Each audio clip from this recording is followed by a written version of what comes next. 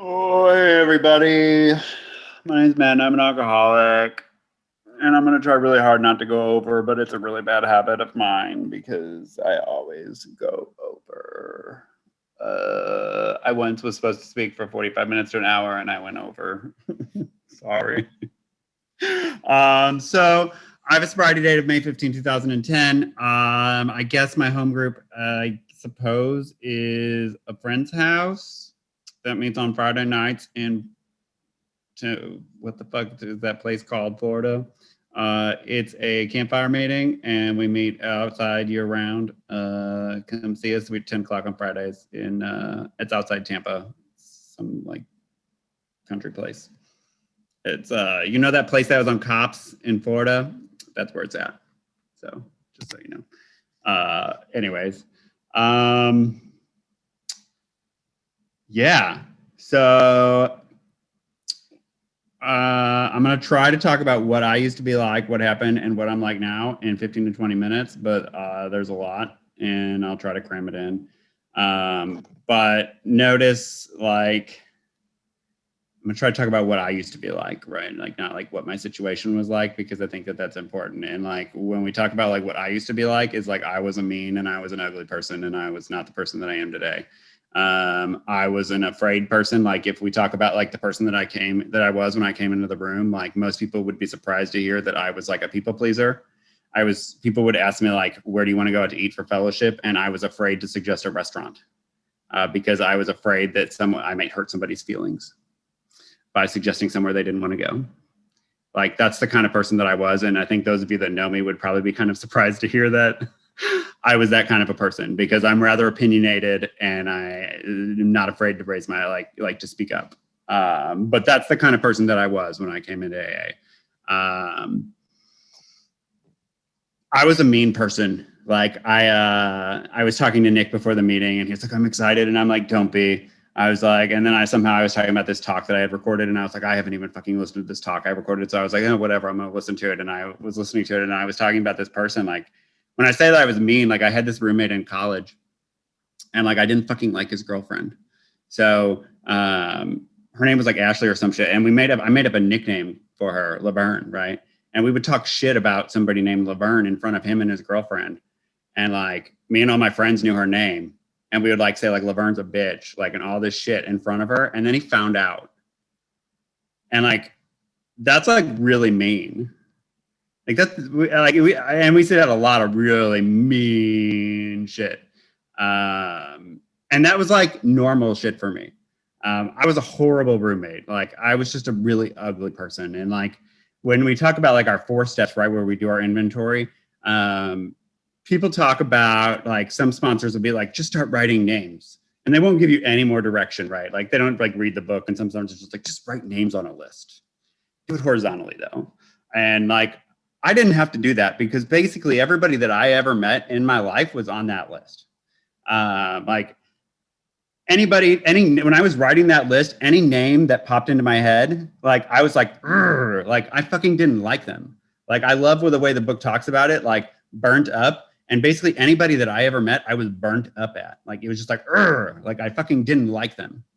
And that's like how I went about my life before I got sober, is I was just burnt up at everybody because I didn't fucking like anybody. And like, yeah, I don't live that way anymore. Like I don't have that many resentments, right? And when we talk about a resentment, like it's that burnt up feeling, right? And like I lived my life burnt up at people. Like I would think about people in high school, like, and we're talking like 5 years later at the time when I got sober, and I would just be like, and these are like people I fucking like said like 5 words to in my whole life, and I would like think about them 5 years later, and I'd be like, like that's craziness. And I was like so miserable all the time. But like, you guys don't really care about that, right? Because we should talk about drinking, right? And I was an alcoholic, and I didn't really have an aha moment in my first drink, but I did have an aha moment at one point, and it was really fucking great because I got drunk and I realized I can have a really fun time and do shit that I didn't have to worry about the consequences because I was drunk. And it was awesome. And that's cool, right? And like whatever. And we drink because it's fun, right? We drink because it makes us feel good. And that's what I fucking did for a really long time. And I know a lot of people did, but it didn't stay that way, right? I did most of my drinking in college. I got sober a long time ago. I'm fucking old now. It's totally fine. But I drank a lot in college and I had a lot of fun in college. And then I didn't have a lot of fun because things got bad. Things got really bad in college.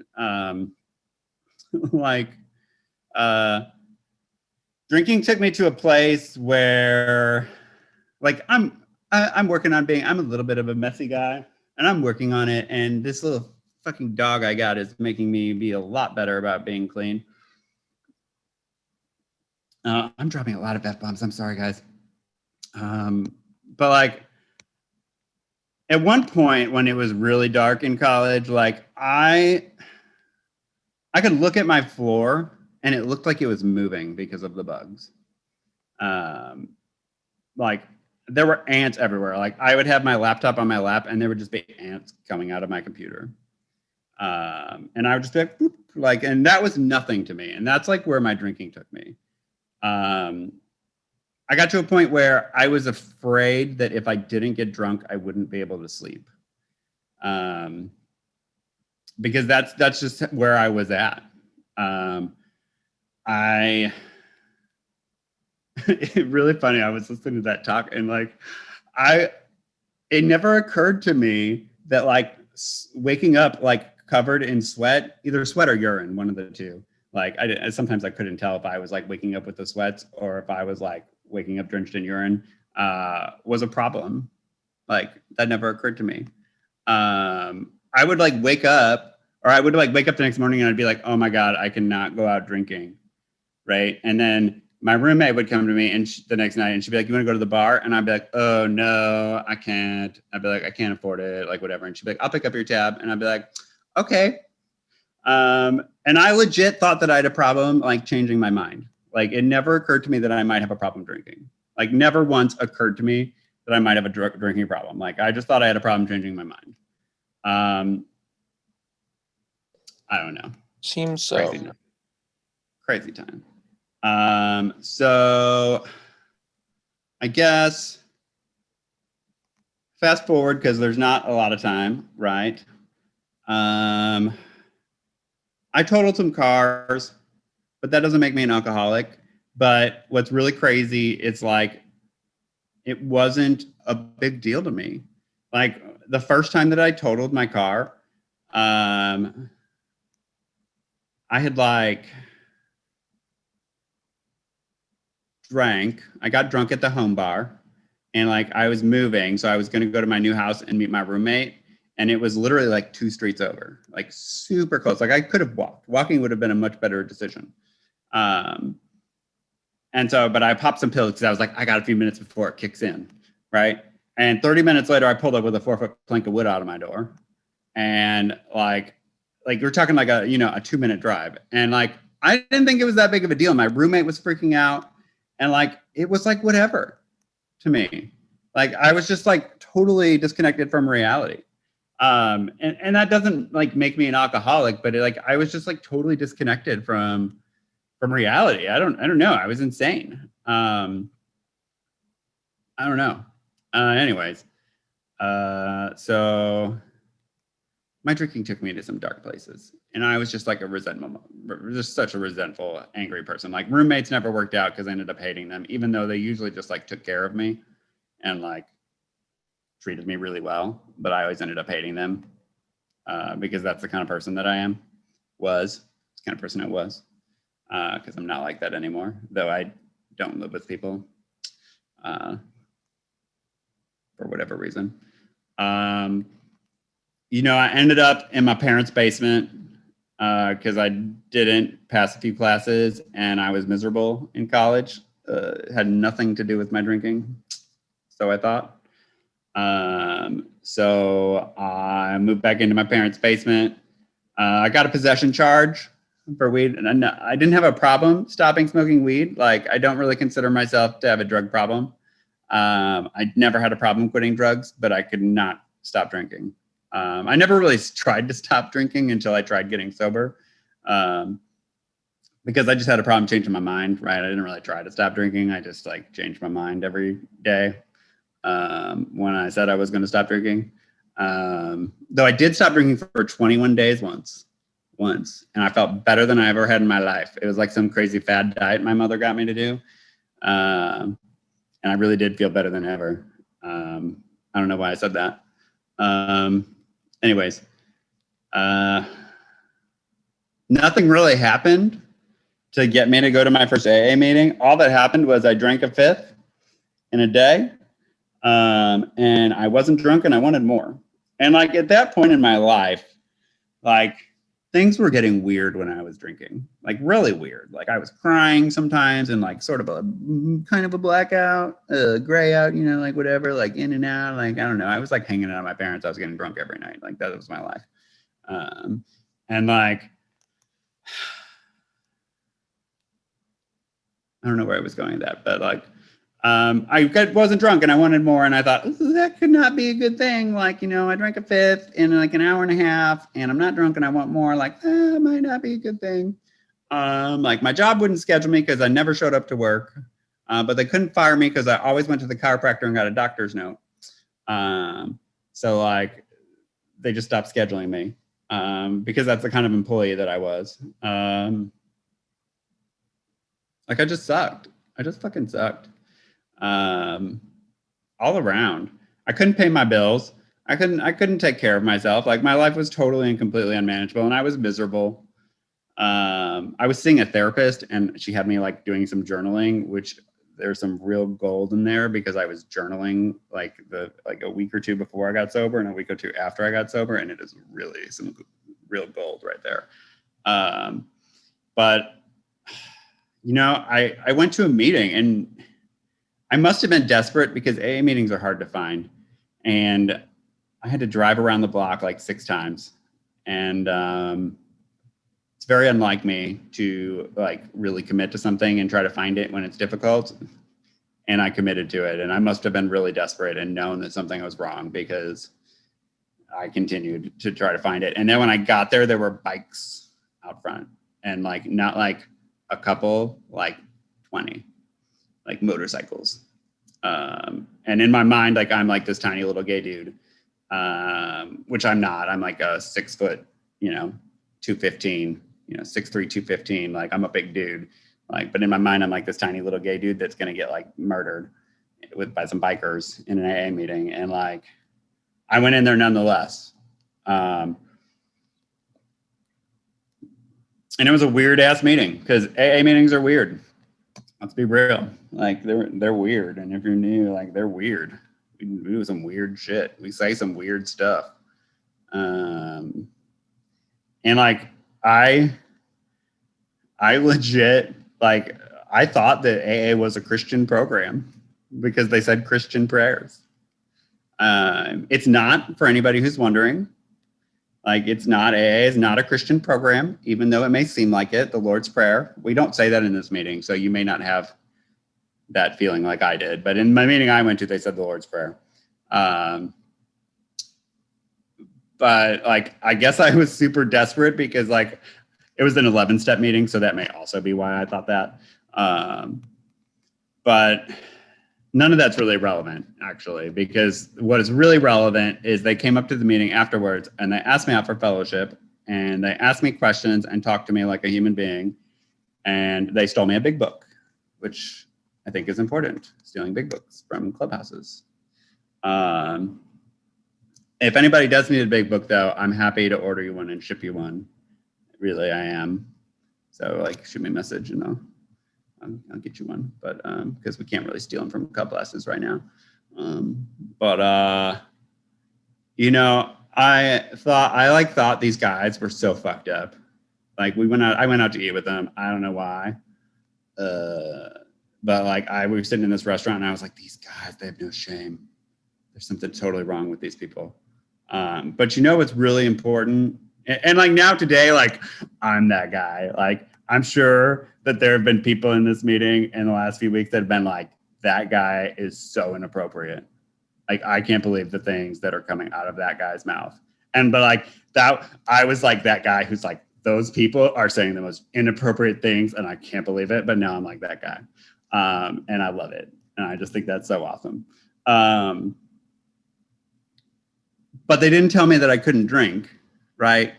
And like, I think that's super important because if you're here and you're checking it out, like that's fine. And you know, I don't care what anybody says, you can come to AA and still go home and get drunk. Like that's totally fine. And don't let anybody tell you you can't, because you can. You might get some flack if you're like coming to meetings drunk. Like some people may not look so kindly upon that. It kind of depends on the meeting. So beware. But like you can go home and get drunk, right? I don't like think that's great. Like you may not enjoy it very much. Like meetings aren't that enjoyable while you're still drinking. But like if that's what you want to do, like that's fine. Like I don't have a problem with it. But if you don't want to drink, like, you know, you could find a solution here that might be able to help you out. But like, don't let anybody tell you you can't go home and get drunk, because you can. And if anybody makes you feel bad about it, don't let them, because there's nothing to feel bad about. Because it is what it is, right? Like it is. And if you think you're an alcoholic, it is certainly natural to drink. There's nothing more natural than an alcoholic drinking. It is unnatural for alcoholics not to drink. And it's pretty unnatural that I haven't had a drink in over 10 years. So there's that. So I got sober, and now I've only got like 6 minutes left. But it's important to talk about drinking. It's probably more important than anything else is to talk about drinking. You know, working the steps and getting a sponsor, lifesaver. Some of my favorite lessons.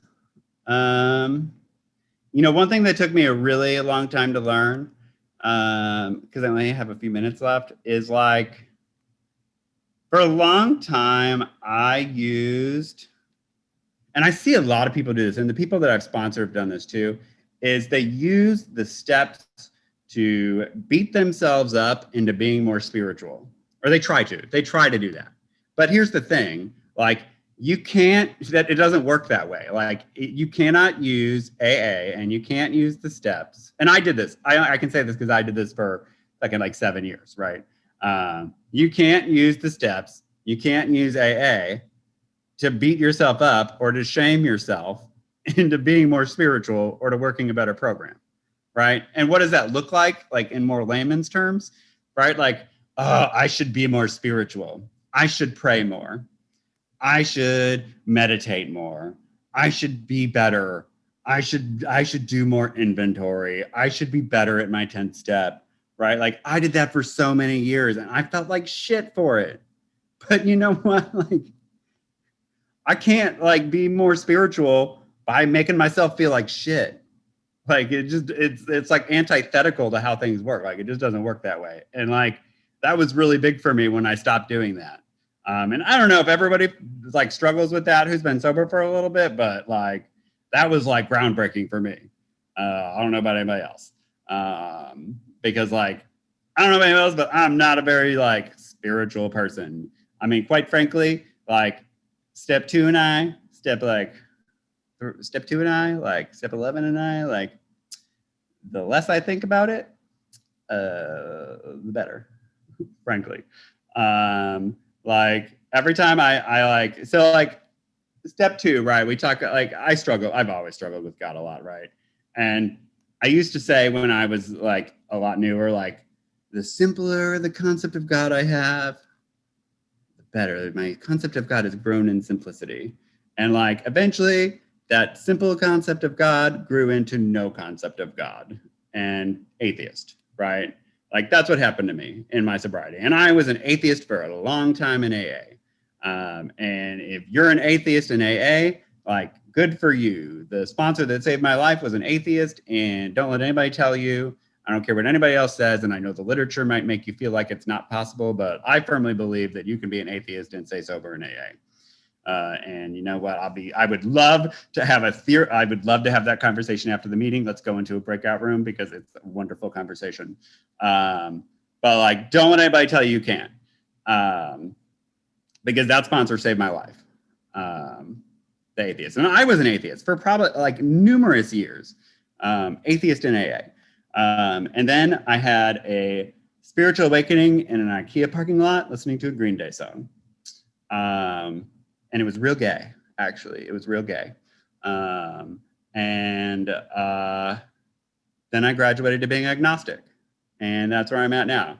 And, you know, I was talking to my sponsor, it's probably been a year now, 2 years now, maybe. And like, really, my relationship with God is like, the less I think about God, that doesn't mean the less I pray or the less I meditate, but the less that I think about God, the better me and God's relationship is, frankly, right? The less I think about fucking God, the better, because the more I think about God, the less I believe in God. And that's just how it is for me. And like, if you're struggling with step 2, just like fucking move on is my advice.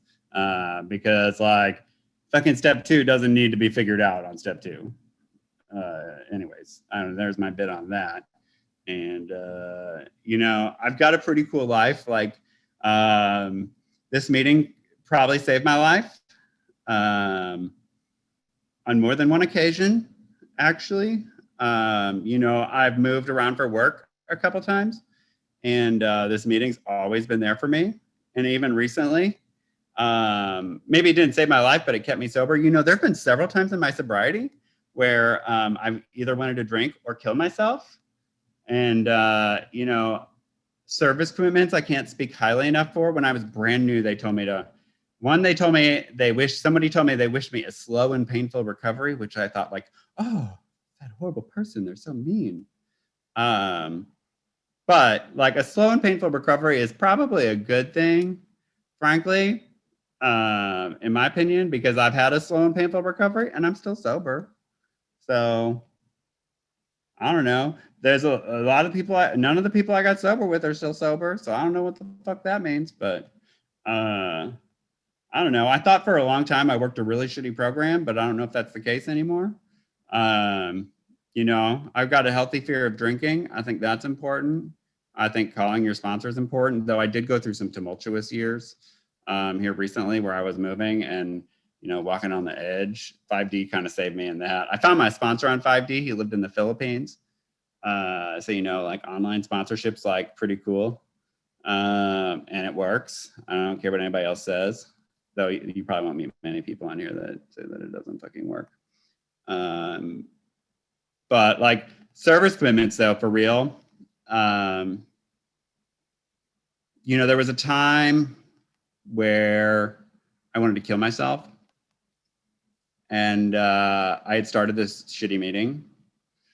And, you know, I wanted to drive my car into a median or one of the, you know, the things on the bridges, you know what I'm talking about. And the thought of my friend standing out in the cold, because I didn't live in Florida then, and I didn't have an outside home group, which is really the shit, like kept me from doing it. And that sounds silly and that sounds dumb, but whatever. I didn't kill myself. And, you know, there was a time where I was sitting in the back of my home group and very matter of factly was just thinking like, you know, hopefully I don't buy booze on the way home. And I was the treasurer on the Ikipa host committee. And, you know, the thought of turning over that checkbook, I mean, yeah, that's pride, but you know what? I did it. I mean, I talked to people after the meeting, right? Like whatever, but like that thought, that pride, like I didn't fucking do it. I didn't fucking drink. And there've been plenty of other occasions, right, where service commitments have done that. But like this fucking meeting, like I don't know if it was 3 weeks ago or whenever it was, but the pandemic, right? And I know I'm over time, but I'm wrapping up, so I'm almost there. Give me just a second, like, and then I'll shut the fuck up. I was the holidays and like New Year's and shit, right? And COVID and like I abruptly stopped going to this meeting like 6 months ago or so. After I'd been going to it for a very long time because like I said, I'd moved a lot and like it's really come in for me like when I moved because moving in fucking sobriety is hard. And like I was like walking the line without a sponsor or a home group or meetings for a while there, which I definitely don't recommend. It is not smart. And you're like, what? And I've never done that before until this last time I moved, like not had a sponsor, not had a home group, not gone to meetings for several months. Like, and you're like walking on the edge, like danger, danger, danger, danger. And anyways, so I was going to like one meeting a week, my home group on Friday nights for like 6 months. And because I'd stopped going to this meeting, and I gave myself 10 days before I was going to get drunk. 10 days. I set like a 10-day limit, and it was like I sat myself down and I was like, all right, Matt, you probably got about 10 days before you get drunk. What are you going to do? And then I started going to this meeting, and it was like a light bulb. It was literally like 2 days, and then it was like everything was fine. I started going back to this meeting, and everything was fine. And it's the same shit. And that's what I shared at my Friday night meeting last night. It's like the same shit I fucking did when I was new is the same fucking shit that works today. And it's like going to meetings and talking to people and like trying to be spiritual. It's all it fucking is. It's the same fucking shit. And it's frustrating because you think 10 years later it's going to change, and it doesn't. And that's all I've got. Thanks.